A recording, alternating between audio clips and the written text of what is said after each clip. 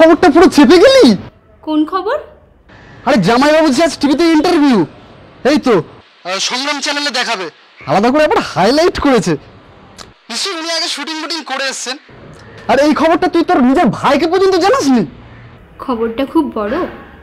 ছোট জঙ্গলমহলে যত সব আদিবাসীদের ডেরায় গিয়ে সেখানে বদমাশ সন্ত্রাসবাদীদের ওপর সশস্ত্র হামলা। যেন বর্গি এলো সে দেশে।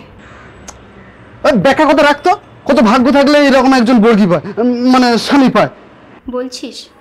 100 বার বলছি, এরকম একজন বীর, সাহসী, নির্ভীক, কর্তব্যপরায়ণ, বলে যা। সৎ, সাহসী। সাহসীটা রিপিট হলো। হ্যাঁ, মানে একরোখা, জেদি, রাগী, না রাগীটা ঠিক হলো না, বরং তেজি। হ্যাঁ, তেজি, সত্যনিষ্ঠ। শোন না, জামাইবাবুকে সব কথাগুলো বলবি তো? লিখে রাখতে হবে। তুই কি চাস না একটু তার আমি নেক নজরে থাকি? শুধু একটা চাকরি পুলিশে। কেন? তোর তো একটা চাকরি আছে। আরে সে তো প্রাইভেট ফার্ম, খাটায় বেশি, মাইনে কম, তারপর তোর কোনো ঘুষ নেওয়ারও ইয়ে যাকে। কিন্তু পুলিশের কাজটা তো সরকারি। কত মাইনে বলতো? হাতে আবার উপরির টাকা, প্রথমে 1000, 2000, হাজার হাজার। বাবা মার আদর্শ সব ভুলে গেলি। শোন, তাদের মধ্যে তাদের আদর্শগুলো সব বয়স হয়ে গেছে। যেমন না, তুমি বলেছিলি, শুনেছিলাম, তা একবার নাকি উনি ঘুষ নেওয়ার জন্য গভর্নমেন্ট ওনাকে শাসিয়েছিল দূরে বদলি করে দেবে বলে। তাহলে এই পত্রে কি ভালো? ওর ওই দুর্বলতার জন্য সরকারের সুযোগ পায় ওকে নানাভাবে চাপ দিতে, তাদের দলের স্বার্থের জন্য পাঠিয়ে দেওয়া হয় ওকে মাতব্বরি করতে। তারপর এই লাইফ রিস্ক অভিযানে ওকে পাঠানোটাও সেই উদ্দেশ্য কিনা কে জানে, যাকে তুই খুব বীরত্ব ভাবছিস। আর শোন, ওর এই ঘুষের টাকায় আমি চলি না। সাধারণ মধ্যবিত্ত ঘরের মেয়ে আমি, সেই মনটা আজও এখানে রয়েছে। আর আমি আমার মেয়েকে সেই শিক্ষাই দিই, যতই বড় স্কুলে পড়াক। উপরি ইনকামের কথা নয় বাদই দিচ্ছি, তবে দিদি হিসাবে আমার একটা ভালো চাকরি হোক, তুই কি তা চাস না? আর এর জন্য কি নিজের লোকের কাছে একটু তদবির করা যায় না? এরপরও কি বুঝিস না? শুনতে নিজের হলেও দূরত্ব অনেক।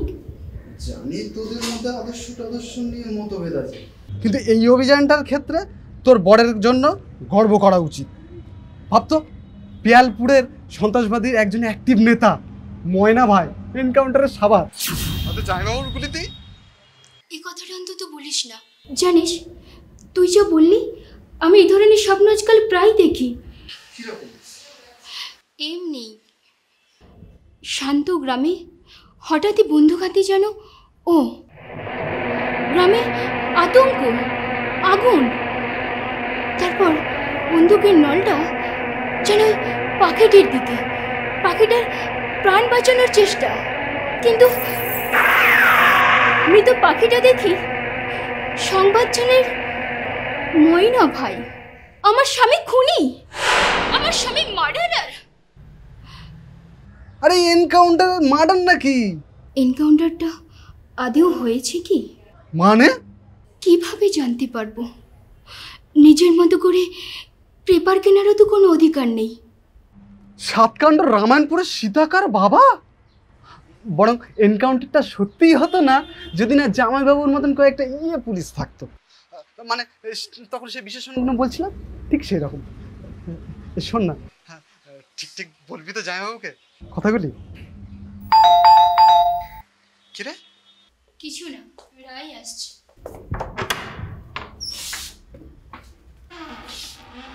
বাপির ইন্টারভিউর সময় এই চেয়ারটায় বসবো আমি, আর এই চেয়ারটায় বসবে হিরো বাপি।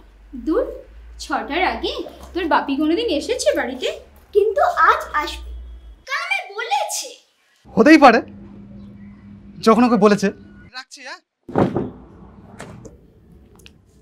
জানো মা, টেলিকাস্টটা টিনার বাড়ির সবাই দেখবে। ছুটির সময় আন্টিকে বলছিলাম বাপির আসার কথাটা, তখন আন্টি বলল টিনাদের বাড়ির খবর কি রে? ভালো, কিন্তু আঙ্কেল আন্টি একটু প্রবলেমে আছে, ওদের বিজনেসে নাকি একটা ডেভিল পুলিশ খুব ঝামেলা করছে। বাদ দে, তুই খাবি চল। কি ভাবছিস? ভাবছি টিভিতে বাপির ইন্টারভিউ এবং ইন্টারভিউ এবং এবং সবাই বাপির ফ্যান হয়ে যাবে। তাই? কার মেসেজ? তোর মামার। এখানে এসে টিভি দেখবে, আবার 6টার আগেই আসবে।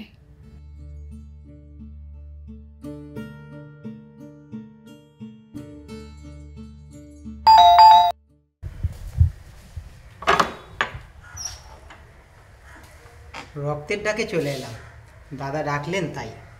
রক্ত নেওয়ার জন্য তো কাউকে ফোন করা হয়নি। রক্ত নেব কেন, বরং দেব।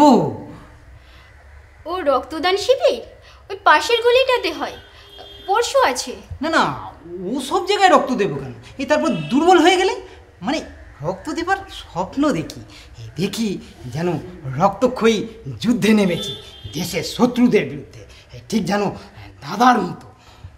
আপনি? টিনার কাকা বিকাশ, মানে ওই টেলিকাস্টটা যেটা টিভিতে দেখাবে, বাড়িতে বসেও দেখতে পারতাম। তার জন্যে ব্যবসার কাজ ছেড়ে চলে আসবো 6টার আগে, আর সেই মতো চলেও এসেছিলাম।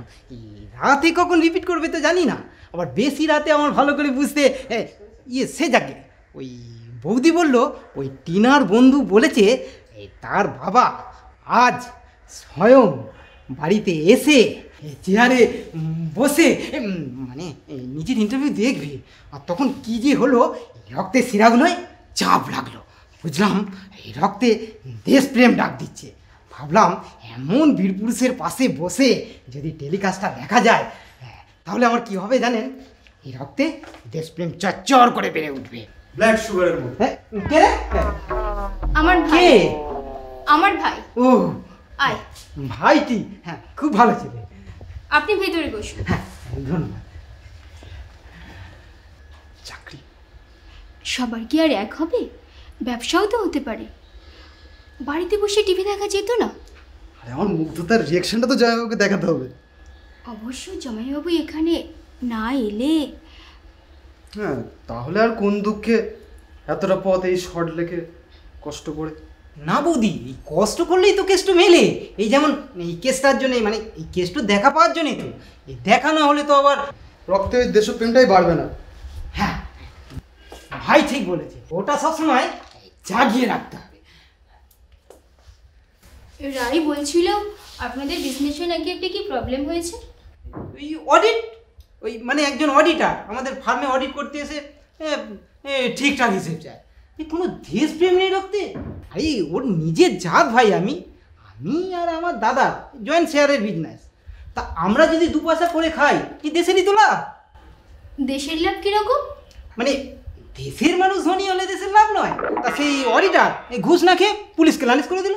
তা পুলিশকে ঘুষ দিন। আরে সে বেটারও রাখতে নেই, দেশের আর এক কুসন্তান বলে কিনা কালো টাকার ঠিকঠাক হিসেব দিন, নইলে হাজত বাস। ওই পুলিশটা আমাদের দাদার থেকে পোস্টে অনেক নিচে, দাদার এক ধমকেই ব্যাটা একদম চুপ করে যাবে। দাদাকে বলবেন তো? আপনিই বলবেন। মানে আপনি বললে বড় ভালো হয়, মানে বেশি কাজ হয়। ওনাকে আমি সাধ্য মতো উপহার দেবো।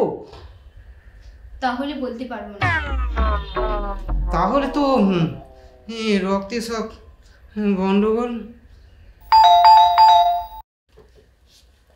ওই এলেন।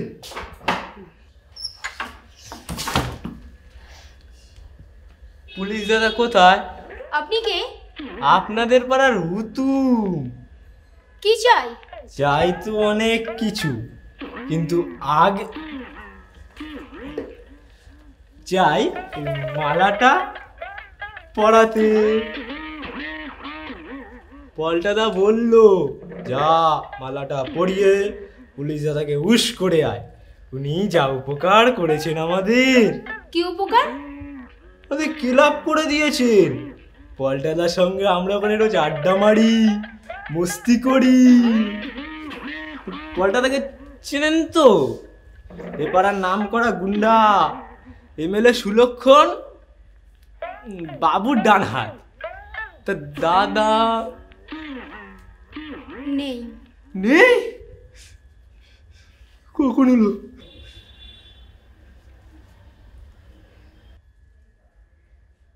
বাড়ি নেই, ব্যস্ত মানুষ। তা আপনারা টিভি দেখবেন না? হ্যাঁ, কিন্তু আমিও দেখব, এখানে বসেই দেখে যাব। দাদার হুকুম, তারপর তাকে বলতে হবে সব প্রশ্ন টশ্ন উত্তরগুলো। তো পল্টনে নিজের বাড়িতে টিভি দেখতে পারেন না? তাহলে তোলাতুল দেখে যাবে আপনি? রাত্রে রিপিট হবে দেখে নিতে বলবেন। তাহলে সুরি বাড়ি কে যাবে? এ কে রে? চল বসতে দিন। ক্লাব ঘরে টিভি নেই? ওখানে হুলো আর হুলো এখন ক্রিকেট দেখছে। কি আশ্চর্য, কি বের করে দিলে হতো। হুলোদের বার করে দেবেন না? কত কষ্ট পুলিশ তাকে ধরে পাওয়া ক্লাব ঘর। বাড়িওয়ালার ছেলে তো মিষ্টির দোকান করেছিল। কি করেছিল? পুলিশ দাদা ময়রাদের তাড়িয়েছিলেন, পাড়ার লোকেদের দিলেন চেপে, শেষে দোকান উঠে গেলে পল্টা থেকে দিলেন বসিয়ে বিনা ভাড়ায়। জামাইবাবু তো একজন পাড়ার ভাড়াটাকে তুলে দিয়েছিল। অসুস্থ বউ আর ডিভোর্সি মেয়েকে নিয়ে লোকটা উঠতেই চাইছিল না। সে কিন্তু উপকার ভুলে আজ আসেনি, পল্টাদা ভগবানকে ভোলেনি। হ্যাঁ, সত্যি ভগবান, উনি একবারে ব্রহ্মার মতো। ব্রহ্মার পাকা চুল পাকা দাড়ি। ব্রহ্মাকে আমি একবার টিভিতে দেখেছিলাম। পুলিশ দাদা হলো বিষ্ণু, হাতের লাঠিটা বাঁশি। মহেশ্বর বা নাম কেন? যেভাবে প্রলয় নাচন করলো সে তো একদম নাচন গাচনের সমান। হ্যাঁ ভাই ঠিক বলেছে, উনি একবারে মহেশ্বর। আগের জন্মে বোধহয় তাই ছিলেন, এই জন্মে মরে। ও ভগবানটা মরে না, না? আর ঠিক আছে, উনি এ যুগের মহাদেব। এই যেন শিব যেমন ত্রিশূল দিয়ে বক্তারকাকে মেরেছিল, তেমনি দাদাও বন্দুক দিয়ে হিংসাপাটি রাক্ষস নেতাকে মেরে দিল। বক্তারকাকে মেরেছিল শ্রীকৃষ্ণ, তারকা তো রাক্ষসী। ভালোই মিলল, কারণ ওই হিংসাপাটিতে রাক্ষসীরাও আছে, ওই মহিলা দাদার হাতে তাদেরও নিস্তার নেই। তাহলে আমার কথাই তো খাটলো, পুলিশ দাদা হলো বিষ্ণু।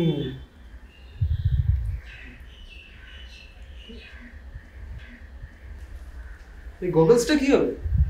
হিরোর ইন্টারভিউ দেখবো আর একটু স্টাইল করে না। আচ্ছা, এই যে জঙ্গলে যুদ্ধ টুদ্ধ হচ্ছে, এর বিপসটা কি? পল্টা দাও তো ভালো জানে না, একটু বলবেন ঠিক সুটকেসটা কি? সব জানতে পারবে যদি এই বৌদি এখন চালিয়ে দেয় এই সংগ্রাম চ্যানেল। হ্যাঁ হ্যাঁ, সংগ্রাম চ্যানেল।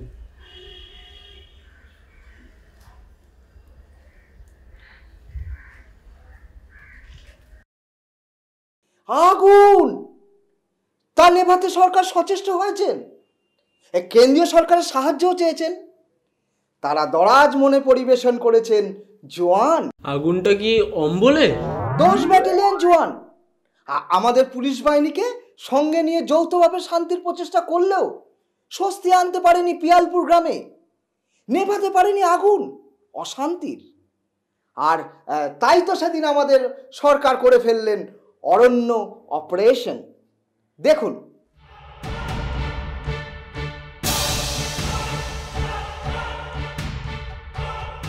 ব্যাস, হিংসাবাদীদের এক অ্যাক্টিভ নেতা ময়না ভাই এনকাউন্টারে নিহত। দেখুন।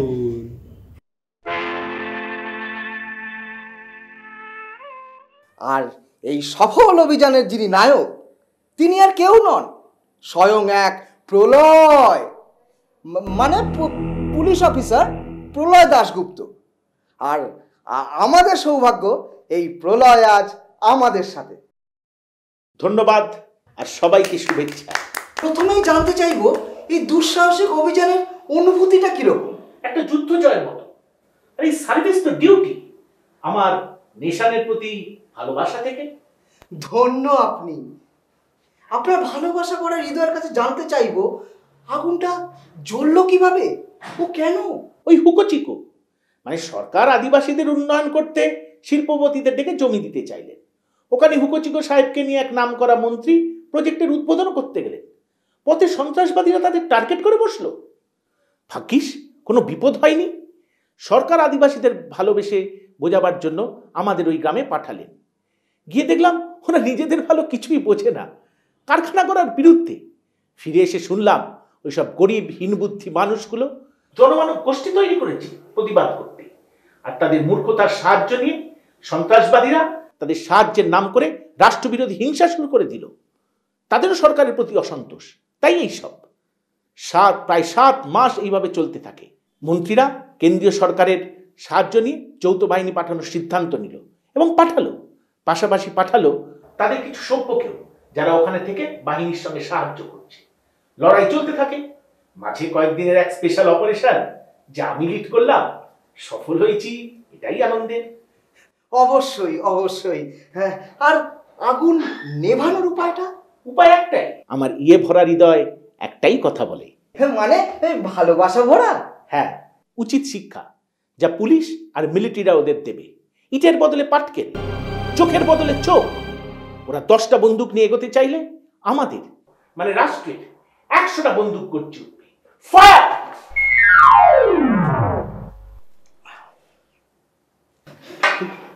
এই বন্দুক গর্জে বীরত্ব প্রকাশের পরেও যখন শুনতে হয় সমালোচনা, তখন কেমন লাগে? কাদের থেকে?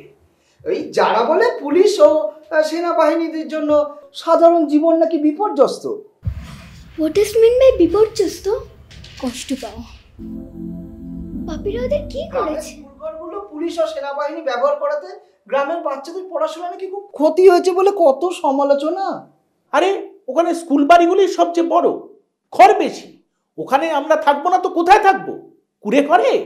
আর বাচ্চাগুলো নাই বা গেল কিছুদিন স্কুলে, তাতে কি এমন ক্ষতি? হ্যাঁ, কি এমন ক্ষতি? কি বোঝে? বড় সত্যি বড় অভিযোগ, পুলিশরা জলের কুয়ো নষ্ট করছে, সাধারণ লোককে অত্যাচার, মহিলাদের শ্লীলতাহানি। মানে কি? গায়ে মাখি না, মেয়েকে কি হবে? সাবান? সবই তো উদ্দেশ্য প্রণোদিত। কেবি লাইনটা চলে গেল। এদের কি একটু নেই? যুদ্ধের গপ্প। চ্যানেলটা ঘুরিয়ে দেখতো, অন্য চ্যানেল হয় কিনা। আমাদের স্কুল পাঠ বন্ধ দিনের পর দিন। এভাবে বাড়িতে বসে কি পড়াশোনা হয়? পরে স্কুল খুললে আর ভালো ফল করতে পারবো? তখন মা বলবে পড়ালেখা